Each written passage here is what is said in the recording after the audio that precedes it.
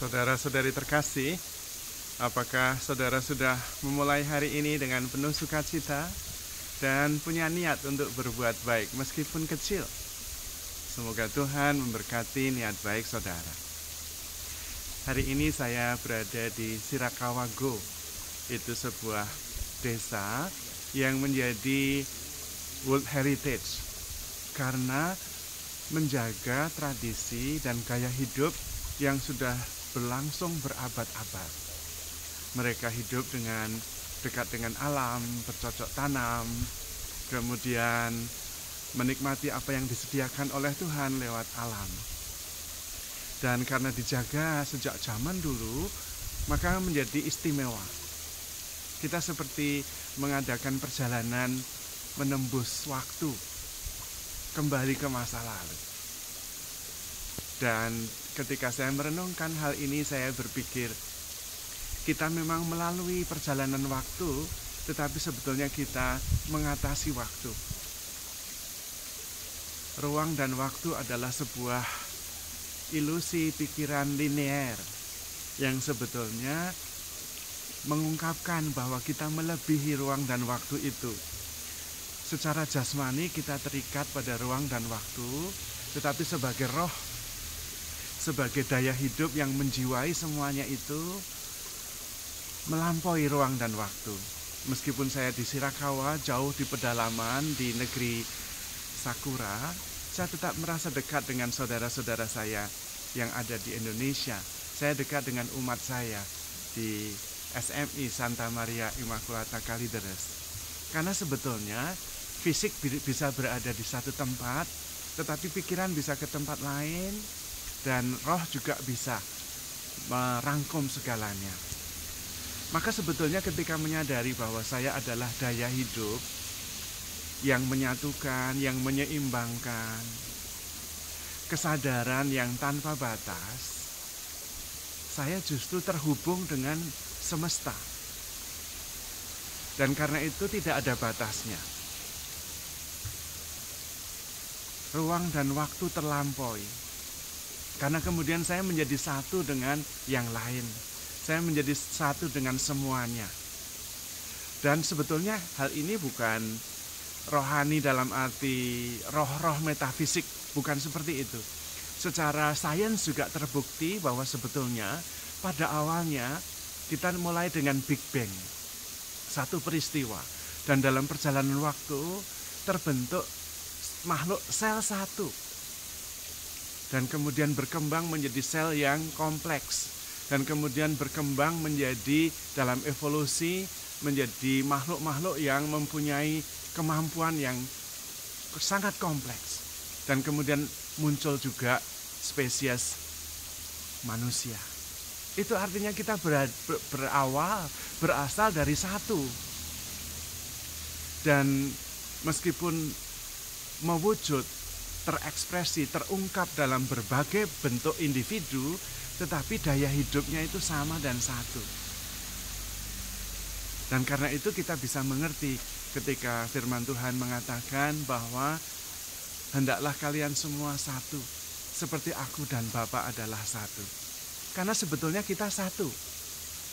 Sebagai daya hidup berasal dari Sang Cinta sendiri, yang kemudian terungkap dalam pribadi-pribadi yang unik, untuk kemudian bisa mengalami yang ilahi di dalam daya hidup itu, yang terus menyatukan, menyeimbangkan, memberi hidup, dan menyatukan dengan yang lain. Maka meskipun saya ada di Sirakawago, saya tidak merasa terpisah dengan Anda yang biasa mendengarkan renungan saya. Dan bahkan saya begitu terhubung dengan orang-orang yang biasa mendukung saya dengan berbagai macam cara.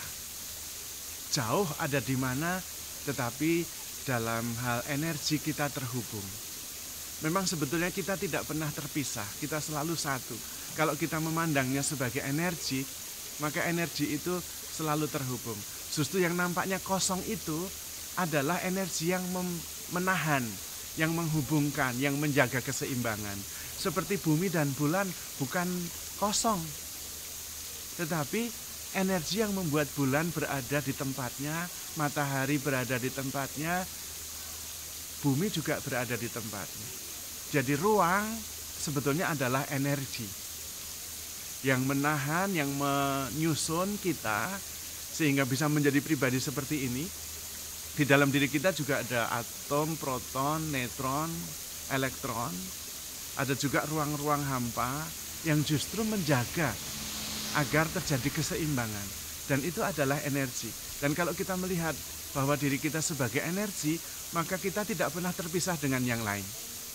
Kita satu, karena justru kita dihubungkan satu sama lain dengan daya hidup, dengan energi. Tetapi terutama dihubungkan dengan roh. Menjadi satu di dalam Tuhan. Kita selalu ada di dalam Tuhan dimanapun kita berada. Tidak pernah ada satu tempat yang Tuhan tidak ada. Dan karena itu ketika saya berada di sini, menembus ruang waktu, memasuki masa lalu, saya merasa sangat terhubung dengan masa lalu, dengan masa depan, dengan Anda yang jauh maupun yang dekat. Karena kita semua satu di dalam Tuhan. Kita mempunyai daya hidup yang sama, yang menggerakkan, menghidupkan, dan menjaga keseimbangan.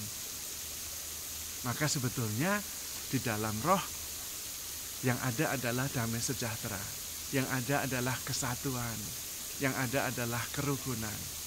Tidak perlu survival, karena kita semua satu. Survival dibutuhkan ketika kita merasa terpisah dengan yang lain, dan kemudian merasa terancam. Supaya bisa mempertahankan hidup, maka perlu bersaing, perlu membanding-bandingkan, perlu mempertahankan diri. Tetapi di dalam roh kita selalu satu. Kalau kita menyadari bahwa kita adalah sebuah kesadaran yang menyadari segalanya, yang mengerti segalanya, yang juga kemudian terhubung dengan yang lain dan terhubung dengan Tuhan, maka yang ada adalah damai sejahtera, ketenangan, sukacita, syukur, dan kasih. Dan itulah jati diri kita ketika kita diciptakan.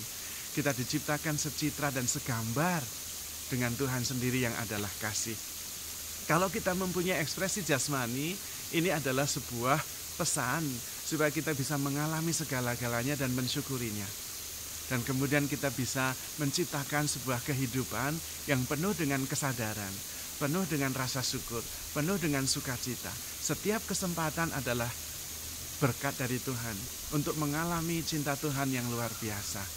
Maka berbahagialah, bersyukurlah setiap saat. Hidup itu menakjubkan. You are the life, you are the love, you are the energy yang selalu bersama dengan Tuhan. Diberi kesempatan untuk menikmati keindahan yang tanpa batas. Maka bersukacitalah, bersyukurlah, dan handle yourself with care because you are love. Tuhan memberkati.